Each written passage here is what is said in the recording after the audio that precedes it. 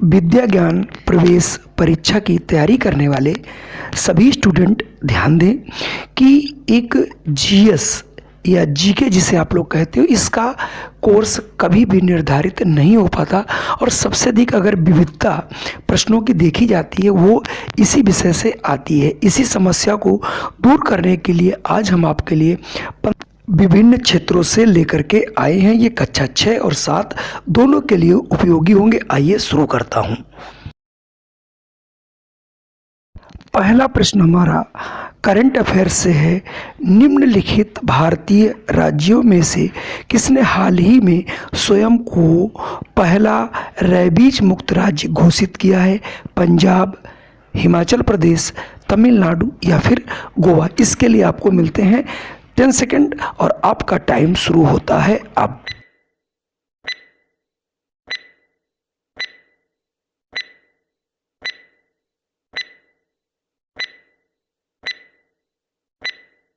और हाँ, अगर आपने आंसर चुना है गोवा तो आपका आंसर बिल्कुल सही है। गोवा ही एक भारत का एक ऐसा राज्य है जिसने अपने आप को रेबीज मुक्त राज्य घोषित किया है। चलिए बढ़ते हैं अगले प्रश्न पर। अगला प्रश्न बेहद इम्पोर्टेंट है और कई एग्जामों में पूछा गया है। चरक संहिता संबंधित है गणित विषय से, वास्तुकला से, चिकित्सा से या राजनीति से। चलिए आपका टाइम शुरू होता है अब।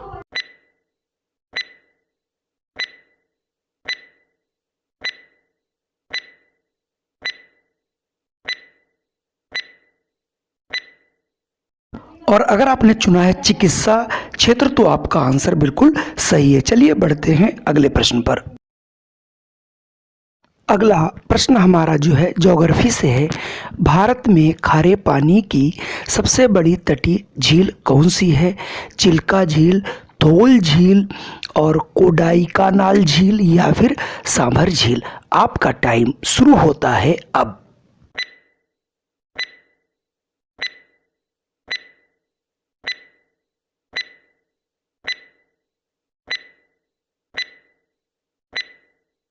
और अगर आपने चुना है चिल्का झील तो आपका आंसर बिल्कुल सही है। ये चिल्का झील उड़ीसा राज्य में है। अगला प्रश्न भी हमारा भूगोल से है। वेरी मोस्ट इंपॉर्टेंट प्रश्न है। सुंदरवन राष्ट्रीय उद्यान कहाँ है? पश्चिम बंगाल, गुजरात, चंडीगढ़ या फिर नई दिल्ली। वेरी फेमस है। चलिए आपका टाइम शुरू होता है अब।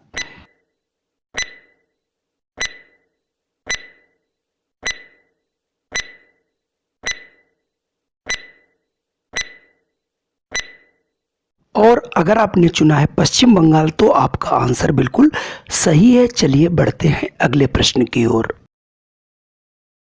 अगला प्रश्न हमारा ट्रॉफी से संबंधित है। उबेर कप का संबंध किससे है? टेबल टेनिस, बैडमिंटन, फुटबॉल या फिर हॉकी। आपका टाइम शुरू होता है अब।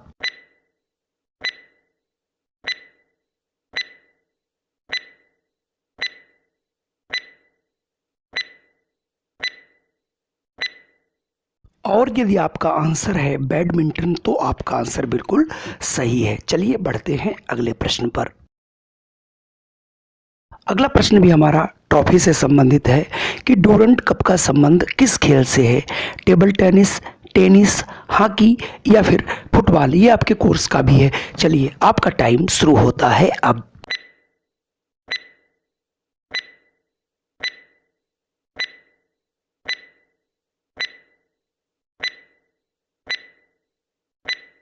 यदि आपका आंसर है फुटबॉल तो आपका आंसर बिल्कुल सही है। चलिए बढ़ते हैं अगले प्रश्न पर। अगला प्रश्न इतिहास से है कि जलियांवाला बाग हत्याकांड के समय भारत के गवर्नर कौन थे? Lord Mountbatten, Lord Dufferin, Lord Chelmsford, William Bentinck. आपका टाइम शुरू होता है अब।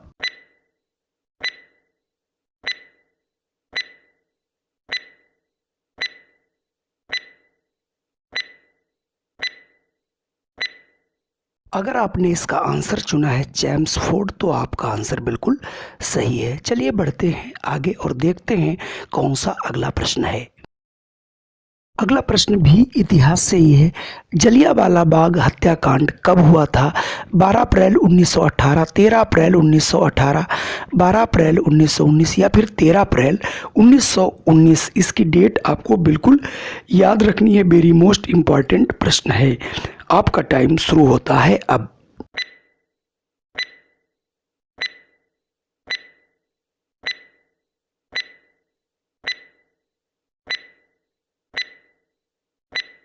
यदि आपका आंसर है 13 अप्रैल 1919, तो आपका आंसर बिल्कुल सही है और ये बैसाखी का दिन था। चलिए बढ़ते हैं अगले प्रश्न पर। अगला प्रश्न हमारा एक पुस्तक से है कि इंटरनल इंडिया के लेखक कौन है? महात्मा गांधी, इंदिरा गांधी, राजीव गांधी या फिर जवाहरलाल। आपका टाइम शुरू होता है अब।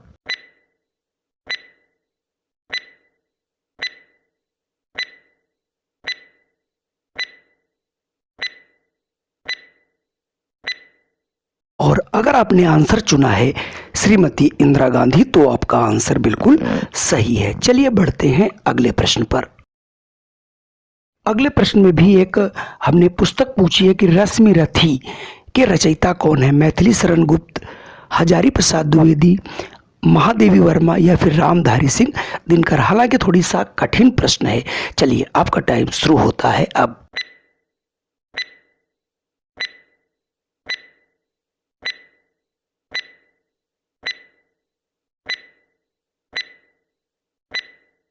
अगर आपने आंसर सोचा है रामधारी सिंह दिनकर, तो आप बिल्कुल सही हैं। अगला प्रश्न वेरी मोस्ट इम्पॉर्टेंट है, कई बार पूछा गया है और आपका ये कई साल पीछे आपकी विद्यागण परीक्षा में भी ये प्रश्न पूछा गया था कि जैव विविधता दिवस कब मनाया जाता है? 22 मई, 22 अप्रैल, 22 मार्च या फिर 22 जनवरी। आपका टाइम शुरू होता है अब।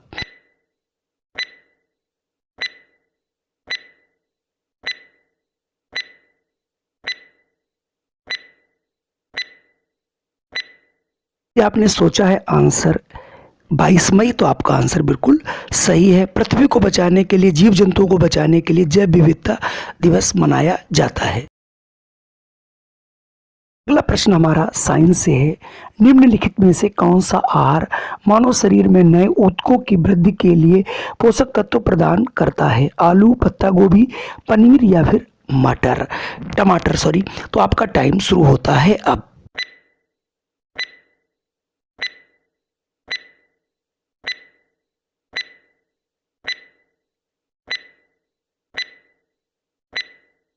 और अगर आपने आंसर चुना है पनीर, तो आपका आंसर बिल्कुल सही है। चलिए बढ़ते हैं अगले प्रश्न पर। यह भी प्रश्न आपकी विद्याज्ञान परीक्षा में आ चुका है। भारत में मिसाइल मैन के नाम से कौन विख्यात है? सीवी रमन साहब, होमी जहांगीर भाभा, एपीजे अब्दुल कलाम साहब या पंचानन महेश्वरी। आपका टाइम शुरू होता है अब।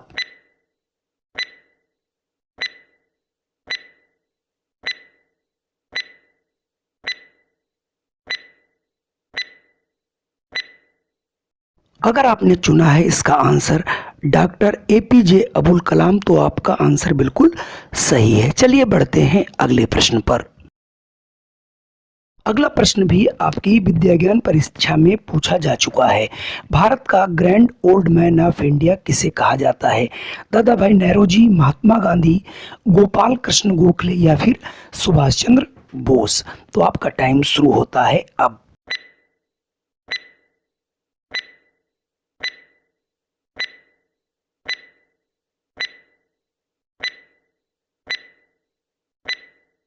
तो अगर आपने आंसर चुना है दादा भाई नेहरू, तो आपका आंसर बिल्कुल सही है। इन्हीं को कहा जाता है भारत के वयोवृद्ध।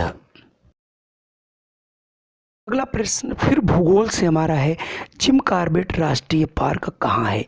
राजस्थान, उत्तराखंड, बिहार या फिर झारखंड। आपका टाइम शुरू होता है अब।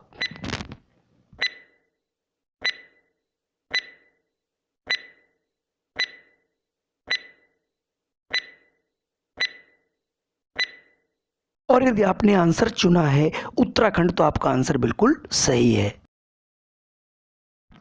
अगला हमारा प्रश्न है, असम की राजधानी क्या है? ईटानगर, दिसपुर, अगरतला, आइजोल। ये आपके लिए मैं छोड़ता हूँ, इसका आंसर आप सभी को देना है। चलिए बढ़ते हैं अगले प्रश्न पर। अगला प्रश्न यही है, यदि आप हमारे चैनल पर पहली बार आए हैं तो कृपया हमारे वीडियो को कर दीजिए लाइक और इस चैनल को कर लीजिए सब्सक्राइब, जिससे और दबा दीजिए बेल आइकन, जिससे आपको सबसे पहले हमारा वीडियो आप तक पहुंच सके। जय हिंद, वंदे मातरम।